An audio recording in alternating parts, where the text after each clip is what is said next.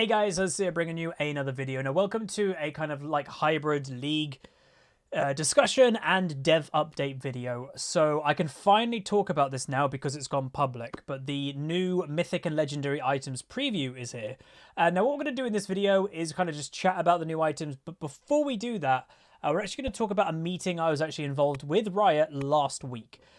So yeah, little old me, I was in a dev meeting with some of the lead devs of the ranked team and the item team. And it was like it was a closed meeting that a few people got invited to from the League Partner Program. There's obviously some people you'll probably recognize. Calcep was there. Risty was there. There's a bunch of Spanish people there that I'm not that familiar with. But maybe like 10 to 15 content creators. And then like 5 to 10 rioters. And we had an hour with them to basically have a massive Q&A. So any of our questions about the upcoming changes, any queries, concerns, whatever it may be. And part of that was this article that you can see here. I had access to this like 5 days ago to kind of digest, go through during the meeting. And they kind of spoke a lot about like, you know, what's their plans? Why are they doing things? But before, again, we talk about these mythic items themselves, just to kind of go over some notes from the meeting with Riot, that I know some people will be like, did you talk about healing? Did you talk about duo Q? So we did. So to talk about duo Q very quickly, so a lot of people had the questions of, you know, they're removing master and above duo Q in preseason for season 11. Is there plans to remove duo Q in general, or why are they doing this? So the actual reason that we got from the ranked guy himself was basically the way that they explained it is you have two gold people. So you have a duo queue that is both gold 2. When they're duo queuing, the matches are easier. Riot know this, the whole community does. Duo queuing is easier to climb, but what Riot can do with that instance is those two gold 2 players are suddenly in platinum 4 game because they're duo queuing, so they get put in a harder match to try and level out the duo queue effectiveness. Why in high rating they're getting rid of low rate duo queue, so master and above, is because they can't do that. So if you have two master players duo queuing, is probably better than a challenger quality game when it comes to communication, synergy, tactics, you name it.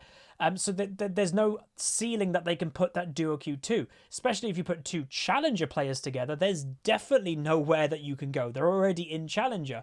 So that's why they're doing it. You know, they want, when it comes to duo queue, they understand that people love doing it. They understand it also makes the climb easier, etc.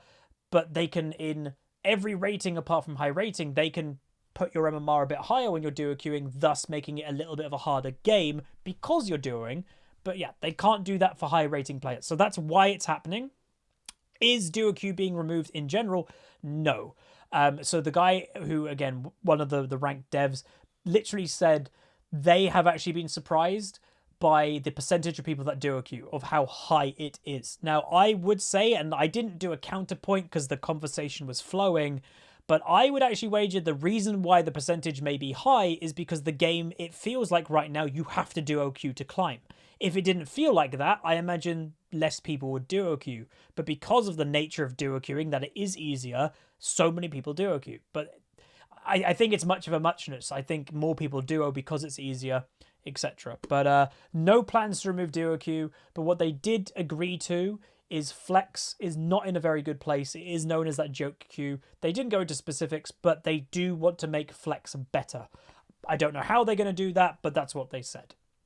Next up is healing. So healing was a hot topic. That obviously healing, I would say, has been relatively out of control, at least for the past year, maybe 2. And what is being done about it? Now, we will be looking, obviously, through the new items a little bit, but they are doing something about it. So if you have not looked through this yet, so the way that they're dealing with it is Grievous Wounds, which is the anti-healing effect, is still 40%. But specific items, which are a lot of the items you'll be familiar with, have the anti-healing effect. And if you do something, a parameter, the anti-healing effect actually goes up to 60% instead of 40%. So, for example, Morellonomicon still does anti-healing, 40%. But if you attack a target that has less than 50% health, it goes up to 60% anti-healing instead. And all the different ones, Thornmail, all of them, they have different little, not quests, but like different ways to trigger the extra 20% from grievous wounds. Is that going to help? A little bit, but healing is still probably going to be quite good. And then the other question that I asked, which now leads us into mythic items, was a concern that I made in my first video when they introduced the idea of mythic items. In that video, was like, is this a good idea? Because a champion may have a weakness. And the best example, well, 2 examples I can give, Jinx AD carry, like they showed in the clip a while back, is an immobile AD carry. Yeah, she has movement speed, but not an actual dash to dodge things if she doesn't have flash up, right? She has high DPS because of that lack of mobility. Like an Ezreal has a dash, he does a bit less DPS in raw damage. And that's kind of the trade-off. Well, the new mythic item, which I can show you guys being here, Gale Force. Is it this one or which one is it? It is one of them. I can't remember for the life of me which one it is.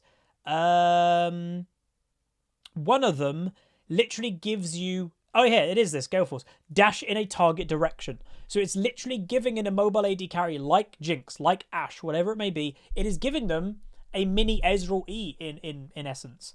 It's a 90-second cooldown, but, you know, does an immobile AD carry, should a mobile AD carry even have that capability? And the other one I can give is in the Assassin ones. And yeah, again, we'll go through these a bit. But the new Duskblade Drakthar. So an assassin, an AD assassin, naturally jumps into a fight, kills a target or tries to kill a target, and then they're usually relatively vulnerable to die, right? They're in the middle of a fight, they've used their engage, they're now stuck in the middle of a fight as an AD assassin. Not with this item, because... So, attacking an enemy champion deals damage and slows that target, by the way, for 99% for 0.25 seconds. So you're basically having a stationary target for 0.25 seconds, helping the assassin assassinate that target easier. But what is worse to me, again, the weakness of an assassin, like I mentioned, is being stuck in a team fight. Oh god, I'm now in the middle of a team fight. When a champion you have damaged within the last 3 seconds is killed, reset this cooldown and gain invisibility for 1.5 seconds. So you're giving an AD carry more damage, you're giving them a slow, like basically a stun really, and you give them invisibility for 1.5 seconds so they can reposition or run away after they've killed somebody. So the weakness of an assassin is being lessened through this item. So my question was naturally, is there not a concern that these mythic items are just kind of going against the weaknesses of champions, that they should, that, you know, those weaknesses should exist? They've been designed around having those weaknesses. And I do have to be honest, and again, obviously I thank Riot for inviting me, but not everything has to be 100% positive. It was a really good meeting, but the answer that I received, I didn't have the most faith in the answer. It was basically like, we've had many chats about it, and if we feel it would literally break the game, we wouldn't do it. But that was about it. Like that's the answer that I got. It was no like in-depth explanation to why it's not a problem or anything. It was just like, we've had chats about it. If it was going to be a problem, we wouldn't do it. The end. And I was like, like, I don't know, like, it didn't convince me. So I would say I am still concerned that these mythic items, at least some of them, may be covering the weaknesses of champions too much. But what we can go into in just some explanations is these items are basically supposed to be overpowered. So if you're looking through them and you're like, Jesus Christ, what has happened? They're more or less supposed to be overpowered. For a couple reasons. So the first thing is it's your core item in your build. So this is your rush item. I asked that question, is this the item that you rush, that you go first basically every single time? The answer I got back was yes, this is the item that you rush. So if you're an assassin, you'll go Drakthar if that's the game for you, or you may go Eclipse. Whichever one you're going to get, it's the thing that you go first, because it gives you obviously its own ability, basically its own passive or active. It also grants other items strength. So that's why you get this first, because it's a ramping up thing. You get the ability that comes with the item, you get its stats, which are usually quite good, and it makes other items stronger too. So if you're looking through these and you're kind of like, why is everything broken? It's on purpose. Every champion in the game should have a mythic to go with. So the way that you got to think about it is, everybody has basically a broken item. The way that I explained it on stream earlier today is everybody right now thinks that dead man oh god, I've gone blank. Whatever the oh my god, I've literally gone blank. It's in the game right now. Hang on, let me try and find it because not dead man's plate.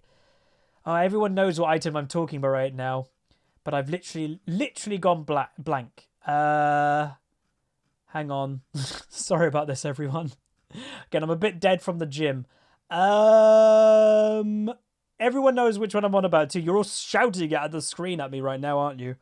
Phantom does Gargoyle, Spirit Visage, Abyssal. Where is it? Death's Dance. Oh my god. So right now in the game of League of Legends, everybody thinks that Death's Dance is insanely broken. The way that I explained it on stream is everybody now has an item the strength of Death's Dance, basically. So there's that. What we also can talk about very quickly before we get into any of the items is there are obviously items being changed. So some items keep their name, but some items are becoming other things. So Iceborne Gauntlet is becoming Frostfire Gauntlet, for example. But the removed items. So these are the items that are going away. Now, some of you may look and realize that, yes, 2 of those are glacial items. And that might affect if you're a glacial player. I do believe there is a new glacial item, but I only think there's 1. So that might be a small nerf to glacial. But also is jungle. Now, I want to talk about this next because it's quite a big change. But when I spoke about it on stream, people were quite excited. So the way that jungle is about to work is at the start of the game as a jungler, you pick one of 2 items. Doran's Forge Heart or Doran's Hail Seed. Obviously, usually AD or AP equivalents. The way it's working is after a certain amount of smites, which you can see here, smiting 5 times consumes this item and basically gets rid of the item in your inventory, but it gives you the upgrade for your smite and grants the effects of the item permanently. So all of this stuff. So damaging monsters burns them for 2% plus ability power with a bit of attack damage.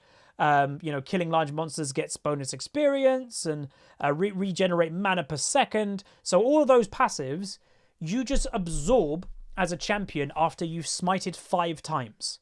What that does is leave open an item slot. So you'll literally be in the jungle, maybe at a certain point in the game. If you do 5 smites before you've based, you may have no items, but you're not weaker. It's just this item now just becomes part of your champion, and it's opening up a new item slot for junglers. So before, you'd have to buy your jungle item and buy 5 other items. Now, you legitimately have 6. You have 6 item slots to do anything you want. So some people think this is a buff. Some people think this is a nerf. I personally think this is a buff. But where it's a nerf to some people, I think, is, the warrior jungle item was quite good for early game snowballing. Well, obviously that now doesn't exist.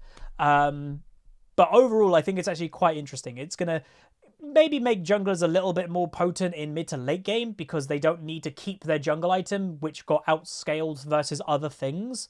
They now don't have that, so they can go really good items into mid-late game. But yeah, it was quite interesting to me. I like the idea of it, so let me know what you think of that definitely down below.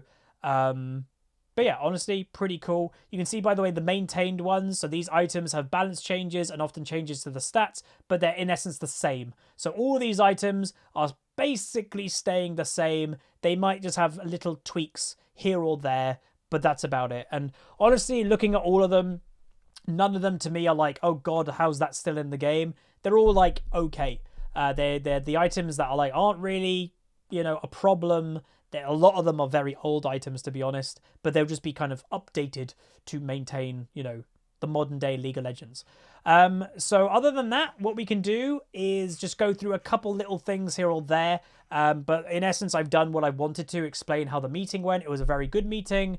And yeah, just kind of show you guys that this now exists. So it will be linked down below. So feel free in your own time. What I would recommend is go on this and look through. Let's say you're a main you're a enchanter support main. Well, you should definitely read what mythics are for enchanter supports, and you can have in your mind already, oh, this is the kind of item that I'll be building on Janna or Lulu or whatever, so you can kind of get familiarized with them.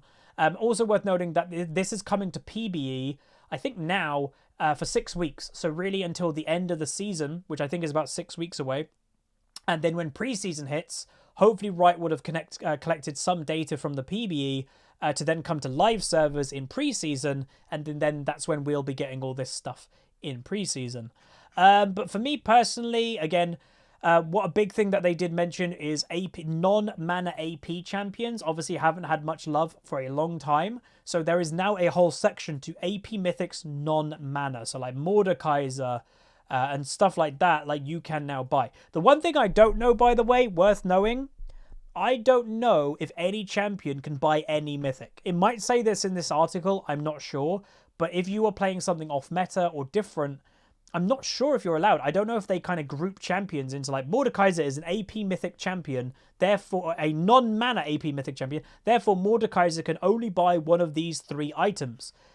Does that stop you buying a Triforce or Mordekaiser? I don't know. And that is another, yeah, Triforce, by the way, everybody, has been changed. And Triforce now is a AD fighter Mythic. So this is actually going to change quite a bit. For example, Ezreal. Ezreal is a champion that, you know, historically has bought, you know, Triforce as an AD carry. He now can't, technically. Because for him to buy this, he'd have to give up his AD Mythic item. And maybe he'll be okay getting this. But yeah, there's going to be some item changes and item build differences, definitely for people. I did see, by the way, this one, Gore Drinker. Fiora, by the way. So, again, worth knowing that these values can change. Again, that's that ability haste thing that we spoke about in a video a while back. That ability haste has no cap, and you can reduce your cooldowns a lot. But obviously, if you're going for ability haste, that means you're not going for flat ability power or flat attack damage, but your cooldowns will be low. But hit this one. So, active, deal physical damage to enemies in a cone, recover 20% of attack damage, health, plus 12% missing health for each champion hit. So a cone that does damage of your total attack damage more and life steals you back. And then aggression, gain 1% increased attack damage for every 5% missing health. So, you know, 2 champions definitely spring to mind. Fiora being a duelist champion, that's quite good for her. And Olaf. Like this on Olaf, that is scary on Olaf. With a high aggressive build, like her top lane Olaf, Ravenous Hydra, Blade of the Ruined King. I think those are still in the game. But with Gore Drinker first, that's going to be strong. So, you know, there's little things here or there that we're going to have to think of which champion is going to go with which item. But all of them seem pretty legit. So this, by the way, I believe might be the new... yeah, AP Mythic. This is the new glacial item, I believe. So, slowing enemies for 65% of seconds. Yeah, so that's the new one. But obviously that means, again, if you're playing a glacial champion, so let's say Nico or something like that, you will be going Everfrost. So you will not be going the other things. And I think that's the only one that does that now. But Liandry's Torment has become Liandry's Anguish. That'll obviously you'll build if there's a lot of tanks on the enemy team. Luden's Echo has become Luden's Tempest. So yeah, just go through it, have a little look. Again, a lot of them do seem quite strong to me, but I have to keep reminding myself that's the point. They are supposed to be quite strong. And yeah, reminding all these little things, like grants all other legendary items 5 ability haste, grants all the other legendary items health and size, which is a bit weird. And reminding legendary items are just completed items like Infinity Edge or something like that when it's not a mythic. So like the normal items, basically. And there was one thing that I wanted to... Oh, I wanted to point out one thing. In the meeting... there was a bit of a joke, well, 2 jokes. First joke was about Frozen Mallet. That item is being removed, and people said, who's going to tell Voyboy? And literally the item dev himself said, I'm not telling Voyboy, because obviously Voyboy is quite known just putting Frozen Mallet in a lot of his builds. So that's one. The other one here, Horizon Focus. This is going to be very strong on 2 champions in particular, and one champion is a quite, well, people get frustrated with this champion quite easily. Zoe. So Zoe and Xerath, think of those 2 champions. Ability power, a lot. But then, damaging a champion with an ability over 850 range, or immobilizing them, which is a Xerath E or a Sleep, reveals the target and increases the damage dealt to them for 15% for 6 seconds. So for Zoe or Xerath, that like if Xerath just lands a long range Q, and then follows up with all of his damage, it's all going to be over 850 range. So he'll blast somebody, or Zoe hits them with a bubble, goes backward with a massive Q, slams them on them, 15% more damage on a Zoe Q at maximum range. That's going to be very strong. And the dev himself said, like someone said, is this item not just going to be overpowered for Zoe? And I'm not even kidding. The dev laughed and said, yeah, it is.